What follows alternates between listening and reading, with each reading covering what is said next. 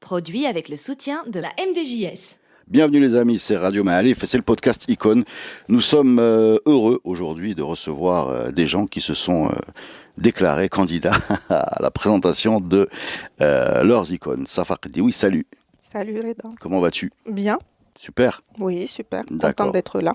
Mouna Bouglin, salut Mouna. Salut. At Twebadras. Yes. D'accord. Alors quand j'ai vu ton alias, je ne sais même plus comment on dit ton nom sur les réseaux sociaux. Je croyais que tu étais en fait psychiatre ou neurologue. Non, j'étais pas parti dans la neurologie. Parce que RAS, je voyais pas RAS comme étant une entité physique, comme étant le centre de nos problèmes.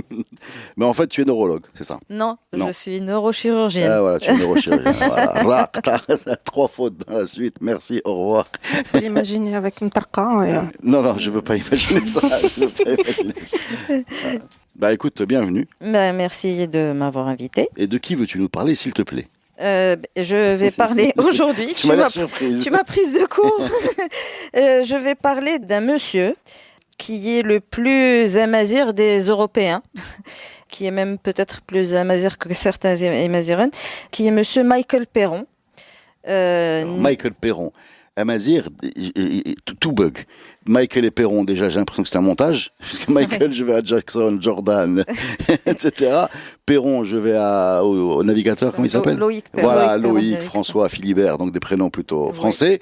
Oui. Et tu me rajoutes Amazir, je bug total. J'aurais presque envie d'appeler Mustafa Kadiri pour te débrouiller avec lui. Mustafa Kadiri doit le connaître personnellement, certainement. Alors, qui est ce Michael ou Michael Perron? Je m'excuse des petites, peut-être, imprécisions que je vais donner parce que je ne suis pas historienne. Non, mais sois tranquille, on est en famille. Là. Et donc, personne ne nous écoute. Je te débug très vite. Michael Perron, en fait, son père est français, Perron, et certainement breton, parce que c'est un prénom qui est breton. Et Michael, sa mère est écossaise. D'accord. Donc, il y a une certaine unité parce que les Bretons et les Écossais sont tous des Celtes. Donc, voilà, il est celte. Et amazir. De Grenoble. Alors, la mazérité, d'où? De ses pérégrinations et de son... Donc, il a vécu ici. Il a vécu ici. Est-ce qu'il est vivant déjà? Il est vivant. Oui, il est encore vivant. Il est vivant. Il vit alors jusqu'à quelques années, il vivait encore à Rabat. Il vit toujours à Rabat. Donc il vit à Rabat. Et quel est son exploit? Alors son exploit, c'est que... Pourquoi est-il dans ce podcast? Alors c'est un podcast culture. D'accord, dis-moi ce qu'il a fait. Et donc ce monsieur a fait énormément de choses. Il est venu au Maroc comme coopérant dans les années 70 à la faculté de lettres de Rabat, où il a enseigné l'anglais. Il est venu en tant que coopérant français et il a enseigné l'anglais. Il en plaisante lui-même. Et puis, dans le cadre de son doctorat, sans rentrer dans les détails, il a dû travailler sur la région de Tounfit. Qui se trouve, comme tu le sais très bien, comme tout le monde sait, voilà, je te laisse le dire, se trouve à la frontière entre le Moyen Atlas et le Haut Atlas. Et donc, ça a été son premier contact avec les populations amazirs du Haut Atlas et du Moyen Atlas. Donc, professeur à la faculté de lettres. Ensuite, il est reparti à Grenoble pour quelques années où il a enseigné. Et il est revenu au Maroc pour enseigner à Tanger, à l'école de traduction du Roi Fahd de traduction. Donc, il enseigne toujours l'anglais, là? Il enseignait toujours l'anglais. Le Roi Fahd, c'était la traduction. Il enseignait la traduction du français vers l'anglais et la traduction de l'anglais vers le français. D'accord. Voilà. Donc il a marqué des générations d'étudiants. Ça, c'est la première facette du personnage. D'accord. Ensuite, parallèlement, c'est quelqu'un qui a travaillé avec Arsène Roux, qui est quelqu'un qui a fait un fonds qui a été publié de poésie berbère. Il a fait beaucoup de travaux sur les poèmes, sur la culture amazigh. Excusez-moi, je préfère dire amazigh que berbère parce que c'est plus juste comme terminologie. Et il a travaillé donc là-dessus. Il a beaucoup publié sur la littérature amazigh dans le fonds Roux et puis dans l'encyclopédie berbère. Et ça l'a amené à donc toutes ses recherches, toutes ses rencontres, parce que c'est quelqu'un qui fait beaucoup de trek et qui est allé à la rencontre des tribus et des chanteurs, des poètes, parce que il les a traduits en quelle langue? Il ne les a pas traduits. D'accord. Il a appris l'amazigh. Non, mais tu as dit qu'il les a fait une encyclopédie ou qu'il les a dit... Ah, en français. D'accord, en français. Et en anglais. Et il a écrit aussi en anglais. Aussi. Mais lui a appris l'amazigh, qu'il parle de façon très très très fluide. Ouais, forcément, s'il a traduit. Avec un très très léger accent, mais il a beaucoup travaillé là-dessus, parce qu'il y a deux entités dans le chant. Il y a Islan, qui sont des chants, des poèmes chantés, et il y a Timawayin, qui sont des poèmes dits. Et en règle générale, ce sont des joutes oratoires. Un dialogue, quoi. Voilà, ce sont des joutes oratoires. Donc il a travaillé là-dessus et sur la culture, surtout des gens de la région donc de Tounfit et des environs, le Haut Atlas et le Moyen Atlas. Il est parti chez Ait Hadid-Do. Ça a été juste une petite parce qu'il est arrivé vers Jbel Ayashi et les tribus de la région lui ont dit derrière ce Jbel, il y a Ait Hadid-Do qui n'ont peur de rien, ils n'ont peur que de Dieu. Donc, il est parti voir ces gens-là. Donc, Ait Hadid-Do, il y est allé à pied. Et Ait Hadid-Do, c'est Imilchil. Oui. C'est la région d'Imilchil. Là aussi, ce sont des gens qui vivent dans une nature hostile. Ils sont coupés du monde, enclavés pendant l'hiver parce que les routes sont coupées à cause de la neige et qui sont de très très très grands poètes. Donc il a fait Ait Hadid-Do. Enfin, il y est allé parce que les tribus de Jbel Ayashi lui ont dit qu'il fallait y aller. Et son premier livre s'appelle Isafen Rbanin, ça veut dire les rivières profondes. Isafen, c'est un pluriel de Asif, qui sont des poésies du Moyen Atlas marocain, traduites et annotées par lui-même en 1993. Donc c'est un passeur culturel, en fait. C'est quelqu'un qui a porté cet art ailleurs par sa traduction, par son travail, sa diffusion, sa promotion. Exactement. Voilà. Il a beaucoup promu la culture amazigh. Son dernier ouvrage a été publié par l'IRCAM, qui est les contes et légendes dans le pays amazigh, et il a été beaucoup aussi publié par l'université Al-Akhawayn quand il était... il a enseigné là-bas. Quand il a enseigné là-bas.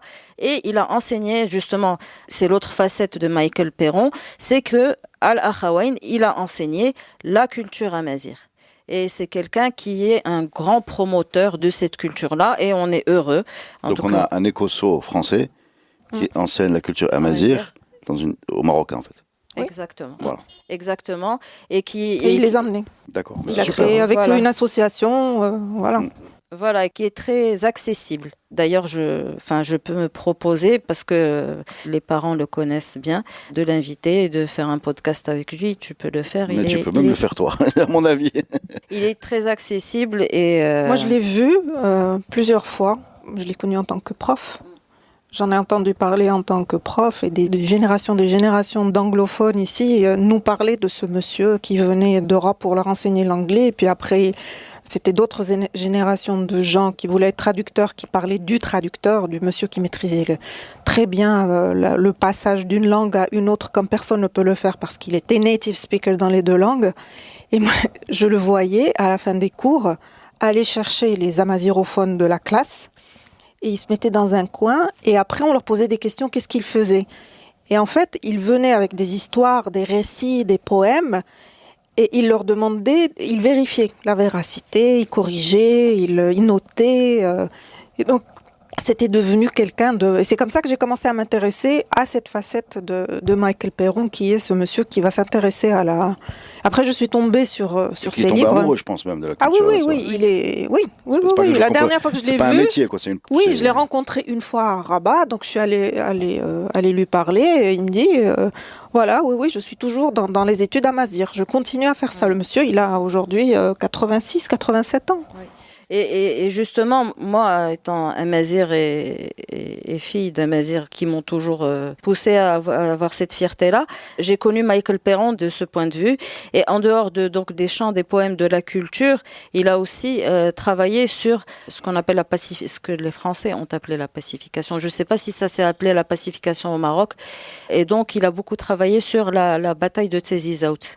Tu as fait un podcast sur Bougafer. Oui. Il y a l'équivalent dans le Moyen Atlas qui s'appelle on a même fait un podcast qui retrace toutes ces batailles.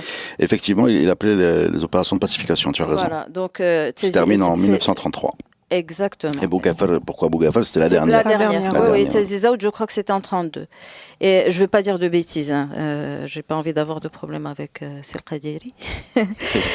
Et Donc- les autres. Et les autres. Bah, c'est Lynch non plus. Et surtout mes parents. Donc, Oh. et pour finir, j'invite les gens à aller voir son blog, parce qu'il a un blog qui s'appelle michaelperronunblog.fr, où il a plein d'articles, les identités amazirs au Maroc, l'analyse thématique, Taziza Outebedou, notes de recherche sur les hauts lieux de la résistance amazigh, etc., etc. Donc, il a plusieurs articles sur son blog qui datent un peu, mais qui sont très, très intéressants à consulter. Et lire les poèmes amazirs en français ou en anglais aussi. Eh ben, écoute, quand on sait que rares sont les amazirophones qui ne sont pas nés dans l'amazirophonie. Je ne sais pas si vous avez vu ce que je veux dire. C'est-à-dire, c'est malgré le fait que ce soit une langue qui soit enseignée, il y a peu de gens qui la maîtrisent s'ils la maîtrisent pas jeunes. Et voir quelqu'un comme ça arrive à faire ce travail, s'intéresser à cette culture, la diffuser, la porter, l'amplifier, ben voilà, icône, bravo. Merci. Merci. Parce que là, il fallait le trouver. Hein. Bravo.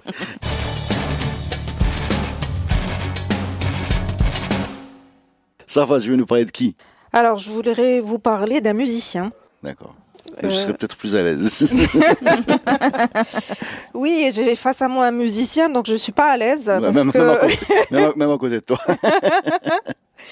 de deux musiciens, moi, l'analphabète en musique, donc je veux parler d'un Mais musicien. la musique est l'art des analphabètes, madame.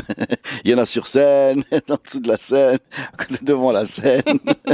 Maintenant, je vais dire, il n'y a pas de problème. Vas-y. Alors, je voudrais vous parler de Mjid Bkas. Très bien. Plus connu au Maroc, les gens connaissent comme un musicien gnawa.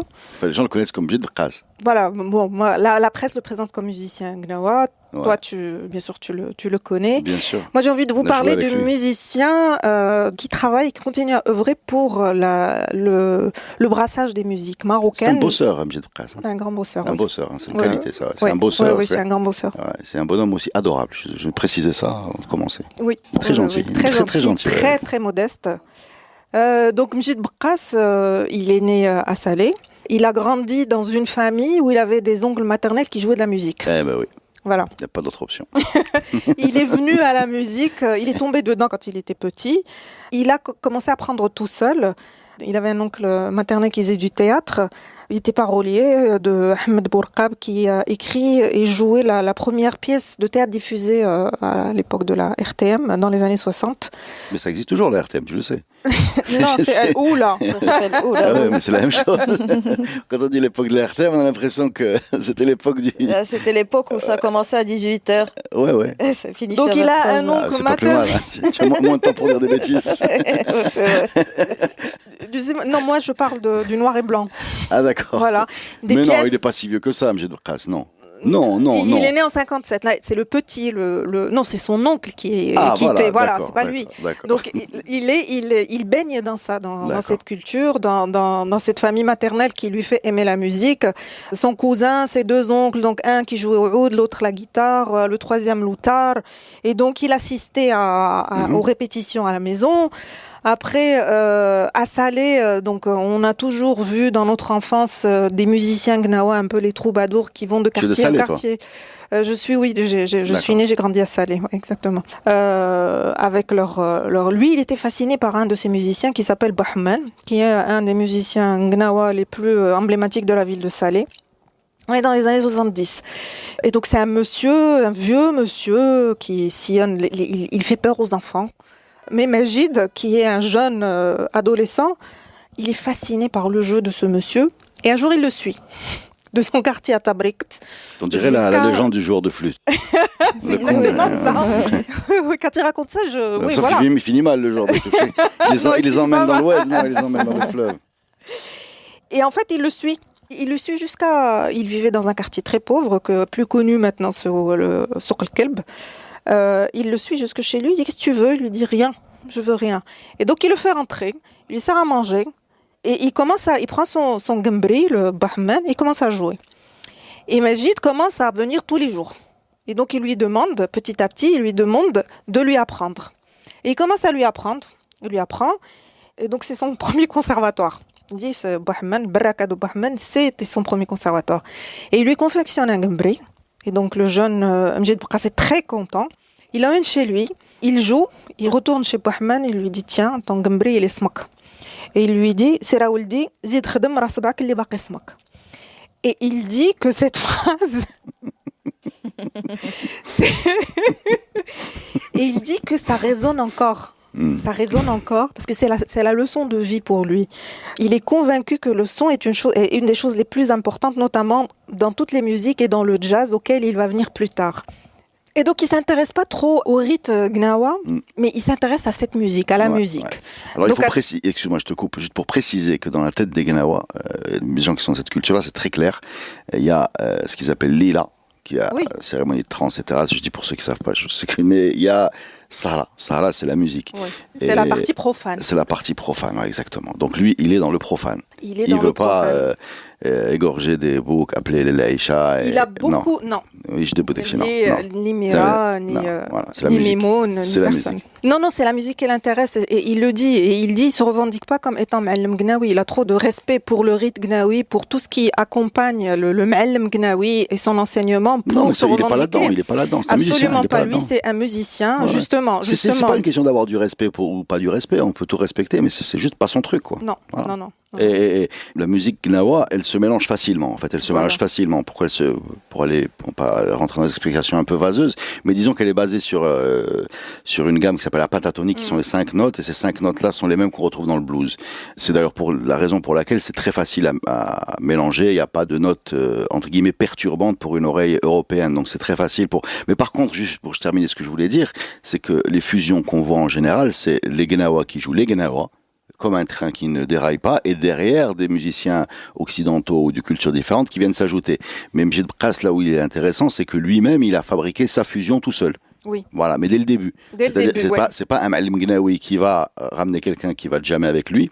C'est quelqu'un qui, lui, il a voulu faire sa musique, qui est effectivement beaucoup basée sur Tsegnawit, mais qui est sa musique. Sa musique, voilà, c'est sa propre musique. Il est compositeur, voilà. Donc effectivement, dans cette logique-là de création, il n'est pas du tout intéressé parce qu'un Ma'allem Gnawi, il répercute, il perpétue une tradition qui a été orale longtemps et qui est enseignée avec dureté parce qu'elle n'est pas écrite. Non. Donc qui ont fait apprendre ça par cœur. Lui, il n'est pas là-dedans. Lui, il a pris ce qu'il a voulu et il a fait sa sauce. Et il a fait son chemin avec cette culture-là et d'autres cultures, un peu pop, un peu jazzy, un peu etc. Et c'est pas si courant que ça chez nous, quoi. Voilà. Oui, effectivement, c'est ça. D'ailleurs, pour retourner, tu as expliqué la relation entre la musique gnawa et le blues. D'ailleurs, c'est un de ses albums, l'album qu'il a fait connaître dans les années 2000-2001, African Gnawa Blues. Ça reste la première référence de Mjid Bouqas, où il a joué avec Paolo Radoni, un musicien, Marc Lelang, un musicien blues et un musicien de jazz.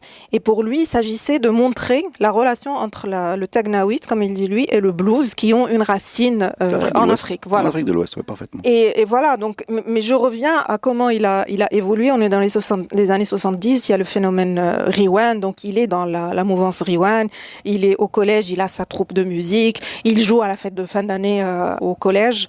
Ensuite vient le lycée. Et l'anglais, l'apprentissage de l'anglais et l'ouverture vers la musique en anglais américaine, le blues, le rock and roll. Ne me dis pas qu'il a attendu d'apprendre l'anglais pour écouter du rock ou du la pop. C'est la tendance. C'est pas nécessaire. Hein. J'ai déjà entendu des élèves dire j'apprends l'anglais pour comprendre tel et tel musicien. C'est vrai. Et même des gens qui chantent sans comprendre. mais je te promets, on a tous fait ça. Je sais. On a tous fait ça. Voilà, donc vient cette période de là où il va plus s'intéresser à la musique occidentale. Il va croiser le chemin de Vigon, de qui tu as parlé récemment. Il va aussi être dans un groupe de blues et ça va aller jusqu'aux années 90. Donc, mais en même temps, il continue ses études. Il va faire un diplôme d'informatiste à l'école des sciences de l'information à Rabat. Je serais surprise de découvrir tous les métiers officiels qu'ont les gens qui montent sur scène. Il va faire son service civil à l'Institut d'agronomie et puis on lui propose un poste. Je dois être le seul podcast au monde où au Maroc on parle de musiciens qui font des services civils en agronomie. C'est des musiciens, alors j'insiste, hein, il est normal. Moi je ne considère pas qu'à partir du moment où tu es musicien tu dois en vivre, du tout. Mais on n'eût pu imaginer que les gens qui ont un certain succès en vivent. Mais même cela, non. En fait, il est là le problème. Il est que, quel que soit, parce que Mejid Bqaz, il joue partout. Moi, je l'ai vu dans tous les festivals. Je veux dire, on imagine que ce talent a pu tôt le détourner de ses services civils d'agronomie. Que pas du tout. Il faut le backup, mes amis. Oui, au début des années 80, il est informatiste et il commence, il complète la formation musicale du conservatoire de Bahman par le conservatoire de musique où il apprend la guitare. Il a une formation académique, donc. De musique, oui. D'accord. Oui. Et il a été prof de musique aussi. Et donc. Mais c'est tout faire, cet homme. Il faut aller le chercher, il faut lui poser des questions, il va se souvenir de choses, d'anecdotes et tout. Donc, et c'est là justement, c'est ce monsieur qui a... Vous allez prendre un appareil enregistrement et vous allez aller à Rabat, vous allez nous faire des podcasts avec Mejid Bqaz et avec Michael Perron. Voilà, allez, exactement. Avec plaisir. Voilà, on va faire radio, je sais pas, Agdal ou Océan, je sais pas, Dur Jamais, vous voyez comment vous voulez l'appeler. La plus belle ville du Maroc. On vous laisse, je laisse passer ça. Bzit. Hamza, les ciseaux. Donc. Et en fait, à l'école agronomique, à l'Institut agronomique, il voulait le garder parce qu'il montait un centre de documentation, il voulait lui confier le projet, il voulait l'envoyer aux États-Unis pour terminer ses études. Et il raconte que agronomie, agriculture et musique, il y avait un court-circuit qui se passait dans sa tête. Ça va. Mais lui, dans sa tête, non, il était orienté vers la musique. Tu peux faire pire, hein. Je veux dire, tu peux faire policier-rappeur, tu peux faire... je sais pas, moi. Tant qu'il faisait de la documentation, ça l'arrangeait. Après, appliqué à un domaine...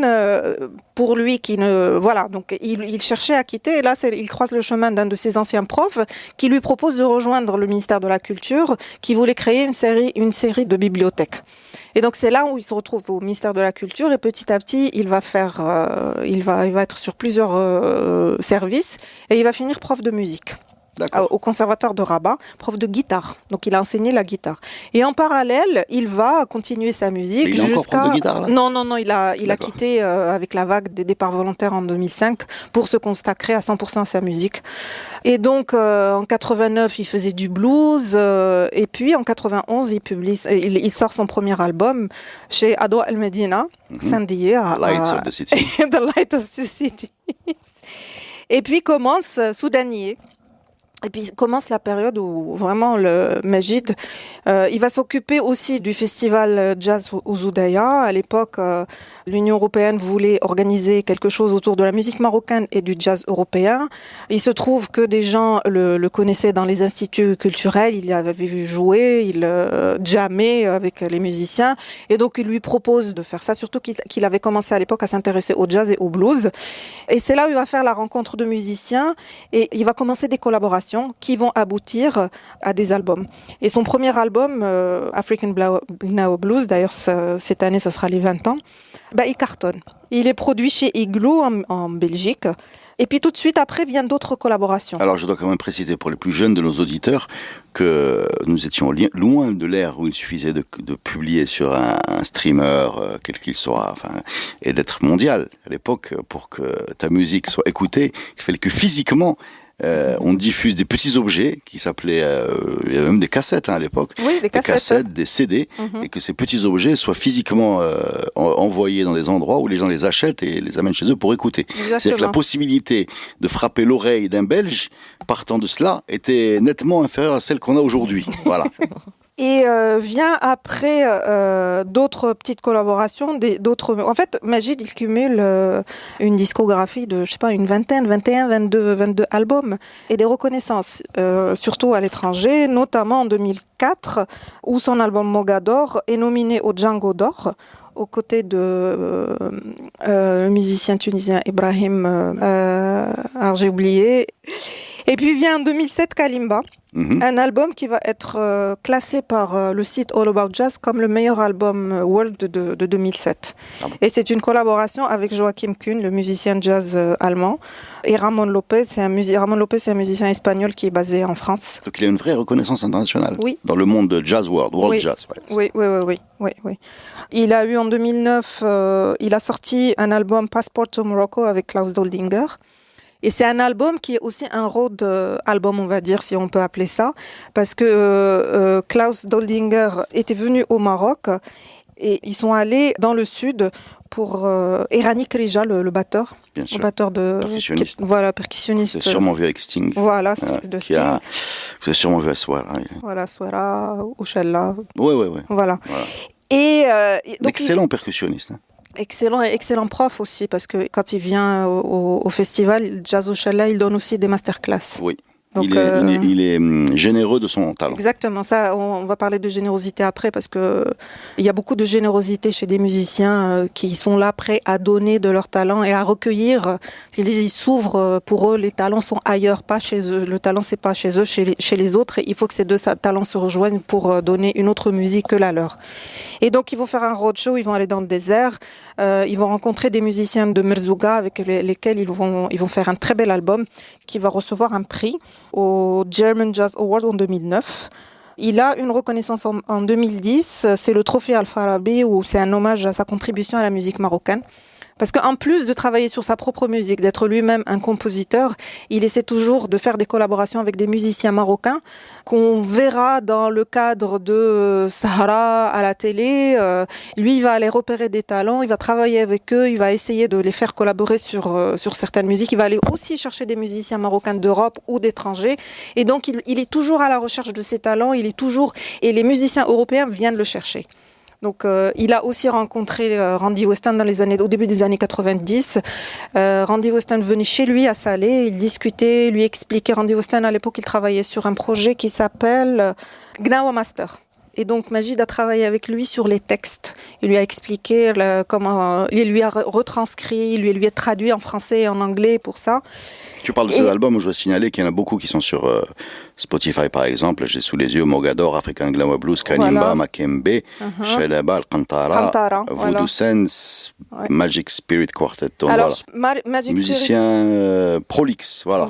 Alors, Magic Spirit Quartet, il est sorti l'année dernière, en 2020.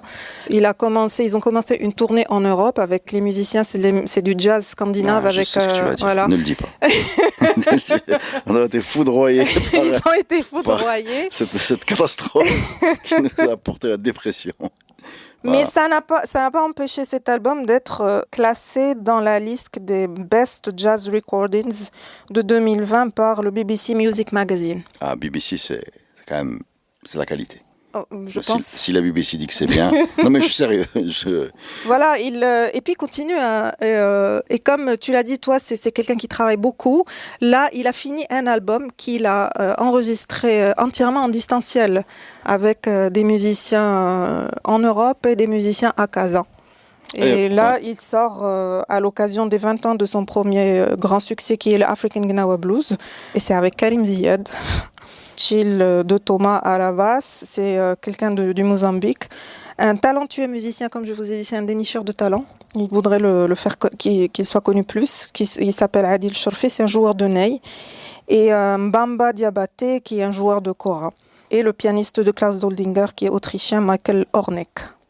Et il dit que comme ce dernier album, le fait qu'il ait fait en distanciel, ça lui a permis de jouer de tous ces instruments. Lui, il enregistre ses albums, mis à part deux qu'il a sortis au Maroc en 91 et là en 2015. Mais sa vingtaine d'albums qu'il a sortis sont tous soit en Allemagne, soit en France, soit en Belgique. Donc il est il est produit par 3 maisons de disques en Europe. Et donc à chaque fois, il doit se déplacer. Il n'a pas la latitude d'aller avec plusieurs instruments de musique. Il y va souvent avec son gembri, peut-être le oud parfois, parce qu'il joue beaucoup du oud. Et là, ayant eu la possibilité de le faire en distanciel, il a joué de tous les instruments qu'il a. Il faut dire qu'il a installé chez lui, dans son garage, un studio. Et donc, c'est là où il a enregistré. Et donc, il a le oud, le kalimba, le balafon, le gembri, la guitare, le ngouni, qui est un instrument traditionnel malien, qui ressemble un peu à un gembri, un peu plus petit. Ouais, voilà, et il paraît qu'il a un son comme la guitare. C'est ce qu'on m'a dit. Et donc, je souhaitais rendre hommage à Majid, le musicien, le professeur aussi, le créateur de talent, le compositeur, et puis à son immense générosité. Il n'hésite pas à ouvrir son studio à tous ceux qui veulent venir discuter avec lui, jouer avec lui. Il est à l'écoute de tous les jeunes. Il ne se ferme à rien. c'est une modestie qui est parfois embarrassante. On est face à quelqu'un qu'on pourrait considérer face à la discographie et à la reconnaissance mondiale d'un monstre. Et pourtant, quand on discute avec lui, c'est lui qui est à l'écoute et tu as l'impression que c'est lui qui va apprendre, alors que c'est lui qui t'apprend. Quand il écoute de la musique, il t'explique. Le professeur est toujours là. Donc à chaque fois que j'ai eu le plaisir d'être à ses côtés, l'analphabète que je suis, mais vraiment, il m'explique, voilà. Bon, c'est difficile pour moi, mais voilà, j'arrive à comprendre le peu de culture musicale que je l'ai eu grâce à ce monsieur. Voilà. Eh ben écoute, c'est un vibrant hommage. Merci. Voilà, on va quand même signaler que pas si courant d'avoir des musiciens qui ont ce spectre, grand spectre culturel pour intervenir, capables d'intégrer dans la musique des gens de cultures différentes et faire une vraie fusion ambitieuse, c'est-à-dire mondiale ou internationale en tout cas. Et il l'a fait depuis des années avec dignité et qualité. Gloire soit rendue à son parcours. Et merci Safa de nous avoir donné envie d'aller écouter Monsieur Qass et sa grande discographie. Merci aussi Mouna. Merci. Revenez quand vous voulez les amis. À bientôt. À À bientôt. bientôt.